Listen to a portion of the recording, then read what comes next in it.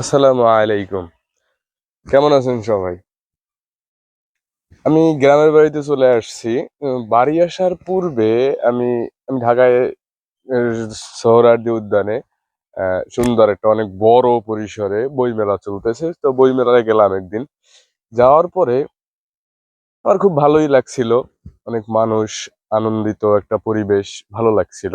তবে ১ম এ ভালো লাগার পরে একটা জিনিস আমি নোটিস করলাম যে অনেক ভালো, ভালো রাইটারের বই দেখলাম আশেপাশে। ভালো, ভালো রাইটারের বই আছে। তার মধ্যে কিছু সংখ্যক বই আছে যেটা বলতে গেলে যার যেমন করে ইচ্ছা মন মতো রাইটার লেখছে।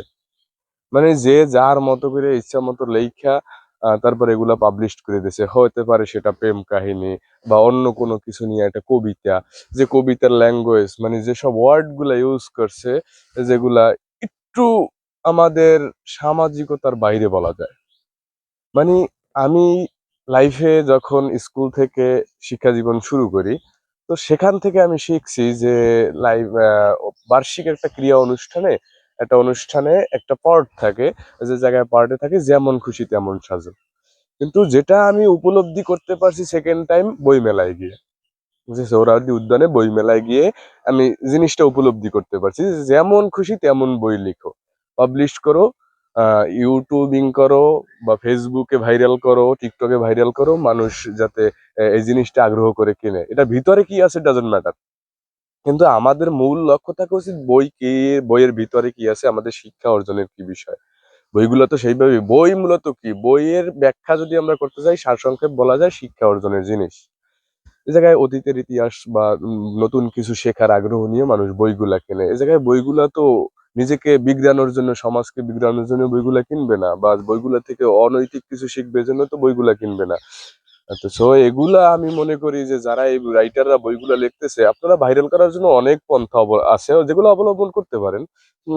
নিজেদেরকে ফেমাস করতে পারেন, কিন্তু এজন্য এই বইয়ের উপরে কেন?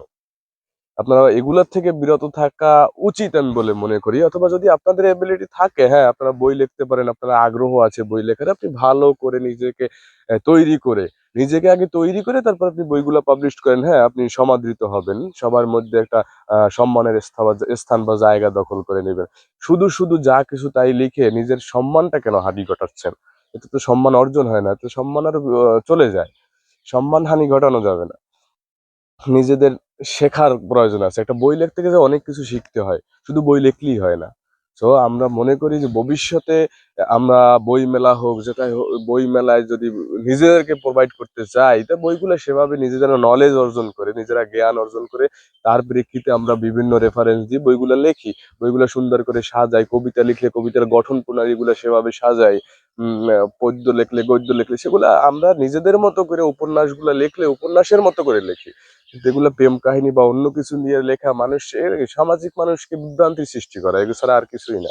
সো আমি লেখকের দৃষ্টি আকর্ষণ করে বলবো, যারা এই ধরনের লেখক আছেন, তারা এগুলোর থেকে একটু যদি নিজেদেরকে সংশোধন করে, আপনার বইগুলাও মানুষের মনের জায়গা করে নিবে।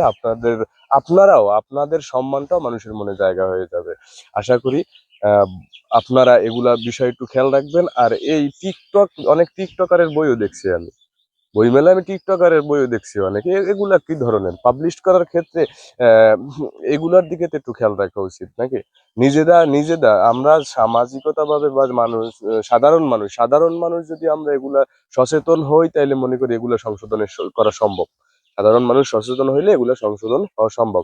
আমরা যদি বই ক্রয় না করি, এগুলার মূল্যায়ন না করি, তাইলে তারা এগুলা নিয়ে আহ আর কোনো অগ্রগতির দিকে আগাতে পারবে না। তখন তারা চিন্তাধারা করবে নির্দিষ্ট বিষয়বস্তুর মাধ্যমে একটা বই পাবলিশ করা।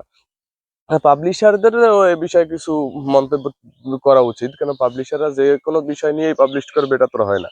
পাবলিশাররা তো যে বইগুলো আগে জাস্টিফাই করবে, তারা ওই তথ্যটা দেখবে, তারপর বইতে কি লেখা আছে, কোন বিষয়ে বইটা হচ্ছে, তাহলে এই বিষয়গুলো দেখবে, তারপর বইগুলো তো পাবলিশ করবে।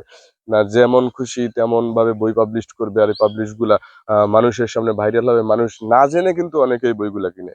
পরে কেনার পরে দেখে হাসাহাসি করে অথবা কোনো মন্তব্য করে কোনো সোশ্যাল মিডিয়ায়। আশা করি ভবিষ্যতে যেন এগুলা না হয়। এগুলার দিকে আমরা সাধারণ মানুষ বা লেখক দৃষ্টি আকর্ষণ করে বলছি, তারা যেন এগুলোর বিষয়ে একটু খেয়াল রাখেন। সবাই ভালো থাকবেন, সুস্থ থাকবেন। আল্লাহ হাফেজ।